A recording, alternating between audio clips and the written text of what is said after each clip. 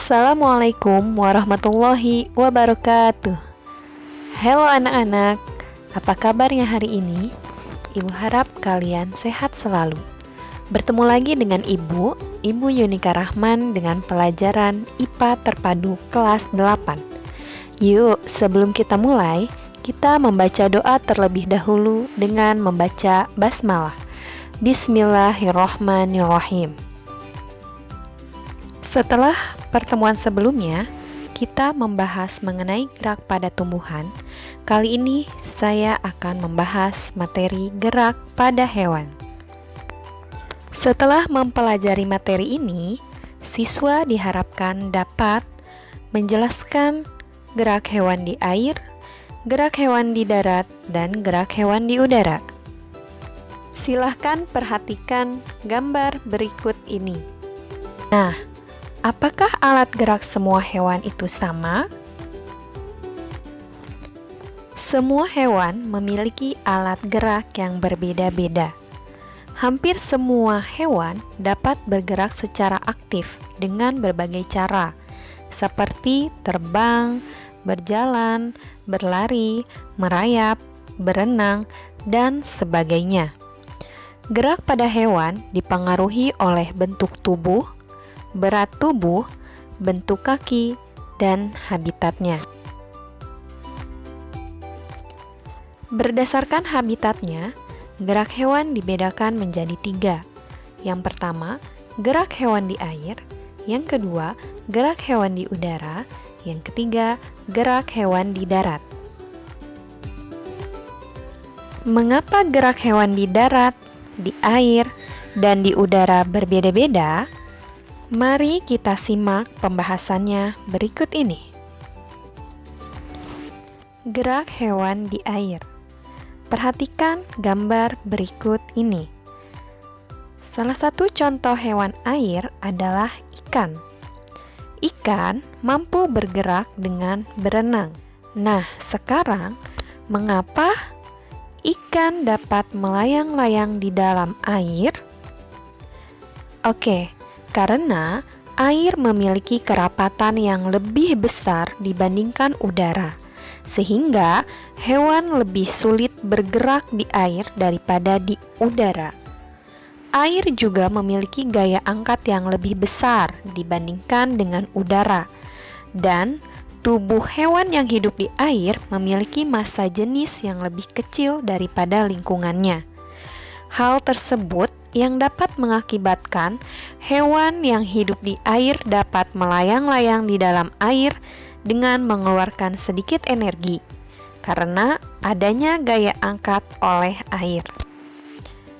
Salah satu bentuk tubuh yang paling banyak dimiliki oleh hewan air adalah bentuk torpedo atau streamline. Bentuk ini memungkinkan tubuh meliuk dari sisi ke sisi dan mengurangi hambatan ketika bergerak di dalam air. Nah, tubuh ikan juga dilengkapi oleh otot dan tulang belakang yang fleksibel. Agar apa? Agar dapat mendorong ekor dan sirip ikan di dalam air. Kedua, gerak hewan yang hidup di udara. Jika direnungkan, tentu tidak mungkin suatu benda dapat melayang di udara, karena segala sesuatu yang dilempar ke atas akan kembali jatuh. Nah, lalu bagaimana seekor burung dapat terbang bebas di angkasa? Gerak pada hewan yang bisa melayang di udara karena adanya gravitasi bumi dan diimbangi oleh gaya angkat yang dimiliki oleh burung. Karena burung memiliki sayap, sayap burung tersusun atas kerangka yang kuat dan ringan, serta otot yang kuat. Sayap burung memiliki bentuk melengkung, sehingga udara yang mengalir pada bagian atas sayap lebih cepat daripada bagian bawahnya.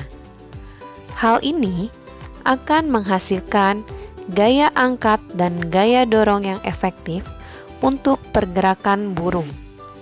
Struktur sayap yang demikian disebut dengan airfoil. Saat sayap dikepakkan, sayap memberikan gaya aksi terhadap udara di bawah sayap, sehingga udara akan mengalir ke bawah, sesuai dengan hukum 3 Newton. Ketika benda pertama memberikan gaya aksi pada benda kedua, maka benda kedua akan memberikan gaya reaksi pada benda pertama. Hal ini yang membuat burung dapat terangkat ke atas. Yang ketiga, gerak hewan di darat. Hewan yang hidup di darat memiliki otot dan tulang yang kuat. Otot dan tulang digunakan untuk mengatasi inersia atau kecenderungan tubuh untuk diam dan menyimpan energi pegas sehingga dapat melakukan berbagai aktivitas. Hewan-hewan yang bobotnya besar seperti gajah atau badak akan memiliki sifat inersia yang besar pula, sehingga ketika mereka berjalan, gaya dorong yang diberikan kaki pada tempat berpijak jauh lebih besar dibandingkan dengan hewan yang bobotnya kecil. Gaya yang besar inilah digunakan untuk melawan inersia, sehingga hewan dapat bergerak. Nah, sedangkan rusa dapat berlari dengan sangat cepat, disebabkan karena rangka dan otot yang dimiliki oleh kakinya sangat kuat. Selain itu, rusa juga memiliki tubuh yang ramping, yang membuatnya memiliki elastisitas yang tinggi. Oleh karena itu, antara hewan yang satu dengan hewan yang lain memiliki perbedaan dalam hal kecepatan dan kelincahan dalam bergerak. Hal ini disebabkan oleh perbedaan struktur tulang dan otot hewan tersebut. Nah, itulah macam-macam gerak yang dimiliki oleh hewan yang hidup di air, di darat maupun di udara. Hewan-hewan ini mempunyai cara bergerak yang berbeda-beda, tergantung pada habitat hidupnya. Semoga kalian bisa mengerti tentang materi gerak pada hewan ini. Oke anak-anak, sekian dari Ibu. Semoga pembahasan kali ini dapat bermanfaat bagi kita semua. Jika ada pertanyaan, tanggapan maupun saran, silahkan ajukan di grup kelas maupun di kolom komentar. Sebelum kita tutup, mari kita membaca hamdalah dan doa kafaratul majlis. Alhamdulillahirabbil alamin. Subhanakallahumma wa bihamdika asyhadu alla ilaha illa anta astaghfiruka wa atubu ilaik. Eits, jangan lupa ya di subscribe, like, and comment. Terima kasih. Wassalamualaikum warahmatullahi wabarakatuh.